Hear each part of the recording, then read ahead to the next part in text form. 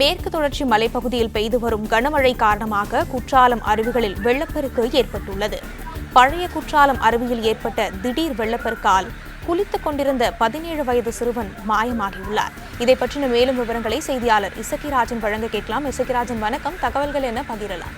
ஒரு அரை மணி நேரத்துக்கு முன்னாடி காட்டாத்து வெள்ளம் குற்றாலம் பழைய குற்றாலம் அருவியில் ஏற்பட்டுச்சு. இந்த நிலையில திருநெல்வேலியை சேர்ந்த ஒரு குடும்பத்தினர் 7 பேர் பழைய குற்றாலம் அருவியில குளிச்சுட்டு இருந்தாங்க. திடீர்னு வெள்ளப்பெருக்கு ஏற்பட்டதன் காரணமாக அந்த அருவியில் குளித்துக் கொண்டிருந்த 17 வயது சிறுவன் அஸ்வின் உள்ளிட்ட எல்லாரும் குளிச்சுட்டு இருக்க போது 2 பேரும் தண்ணி தள்ளுனையில ஒருத்தருக்கு தலையில காயம் பட்டுச்சு. இதுல அஸ்வினை காணல தகவல் கிடைத்தவன தென்காசி மாவட்ட ஆட்சித்தலைவர் கமல் கிஷோர் மற்றும் தென்காசி மாவட்ட காவல்துறை கண்காணிப்பாளர் கமல் சுரேஷ்குமார் உள்ளிட்ட காவல்துறையினரும் மற்றும் தீயணைப்பு மற்றும் மீட்பு பணிகள் துறையினர் வனத்துறையினர் உள்ளிட்டோர் அந்த 17 சிறுவனை தேடும் பணியில் ஈடுபட்டு இருக்காங்க. தனி வரத்து அதிகரிச்சிருக்கிறதுனால தேடும் பணியில தொய்வு ஏற்பட்டிருக்கு. தொடர்ந்து இருப்பினும் பல்வேறு பகுதிகளில் தேடும் பணியில தீயணைப்பு மற்றும் மீட்பு பணிகள் துறையினர் ஈடுபட்டு இருக்காங்க. அந்த பகுதியில் பரபரப்பான சூழல் நிலவிட்டு இருக்குதுமா.